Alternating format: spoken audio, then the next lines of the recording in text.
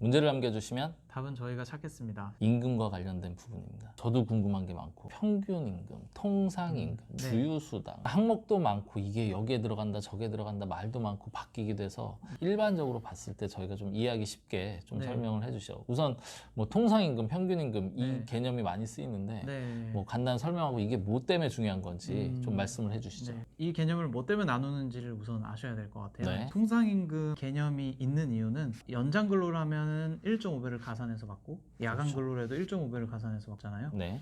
그 가산 수당을 계산하기 위해서 존재하는 개념입니다. 아. 네. 통상임금을 구하고 나서야만 통상시급을 구해서 연장근로수당, 휴일, 야간근로수당을 계산을 할 수가 있어요. 그래서 통상임금이라는 개념이 있는 거고, 평균임금의 경우에는 간단히 퇴직금을 계산하기 위해서 존재하는 개념이라고 생각을 하시면 돼요. 네, 다른 것도 있긴 하지만 대표적으로는 퇴직금입니다. 두 가지가 나왔는데 벌써 헷갈리기 시작하는데 네. 자, 그러면 이제 통상임금 어떤 항목이 거기에 통상임금에 들어갈까요? 예, 통상임금에 들어가는 건 먼저 정의를 간단하게 내리고 들어갈게요. 이제 근로자에게 정기적이고 일률적이고 고정적으로 지급되기로 사전에 정해져 있는 금액을 통상임금이라고 보시면 돼요. 그러니까 사전에 정해져 있는 금액인 거예요. 그러니까 네. 대표적으로 기본급이 정해져 있죠. 저희는. 그렇죠.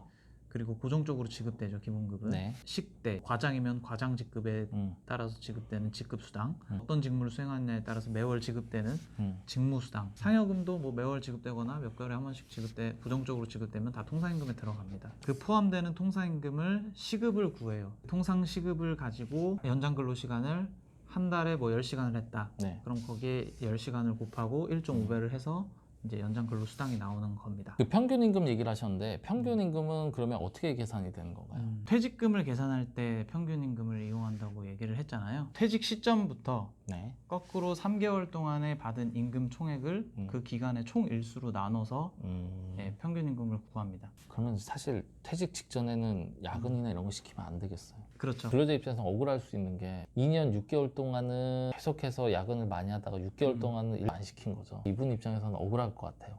그렇죠. 구제가 될 수도 있나요? 최근 3개월 동안의 임금이 그 전에 임금과 확연하게 다르다. 이러면 그 전의 기간을 기준으로 퇴직금을 산정하도록 이제 판례는 그렇게 보고 있습니다. 근데 그 확연하다는 건 뭐 수치가 있진 않죠. 그렇죠. 정해져 있는 기준은 없고요. 확연하다는 수치가 있으면 제가 볼 때 그 수치 맞춰가지고 할 분들이 그거는 맞습니다. 없는 게 맞을 것 같고요. 일단 주의하시라는 거고. 사대보험료도 어쨌든 급여를 통해서 산출이 되는 거잖아요. 네. 그럼 이 급여는 아까 얘기한 통상임금이나 뭐 이런 어떤 항목이 있는 건가요? 어떻게 계산을 해야 되나요? 통상임금이랑 평균임금이랑은 그냥 그 개념이랑 다른 개념으로. 네, 다른 개념의 임금을 기준으로 한다고 보시면 되고 네. 그 기준이 되는 거는 과세임금이라고 보시면 됩니다. 그러니까 비과세 급여를 제외한 임금 총액이 이제 사대보험료 산출 기준이 되는 거죠. 비과세라고 하면은 보통 식대나 자가차량 보조금 이런 것들이 되겠죠. 예를 들어서 이제 300만 원의 월급을 받는데 그 중에 기본급이 뭐 200이고 야근 수당이 뭐 50이고 뭐고 이렇게 쫙 있는 거예요. 300에서 말씀하신 비과세 항목인 육아수당, 차량보조금, 식대 이런 것들에 대한 거는 빼고 네. 나머지는 다 들어가네요. 네, 맞습니다. 고정적으로 매달 뭐 300만 원씩 받는 분들은 사대보험료를 정상적으로 떼가지고 별 문제가 없는데 네. 이게 야근을 많이 해가지고 월급이 늘고 하면은 이거를 보통 사대보험료 뗄 때 매달 신고를 잘 못 하더라고요.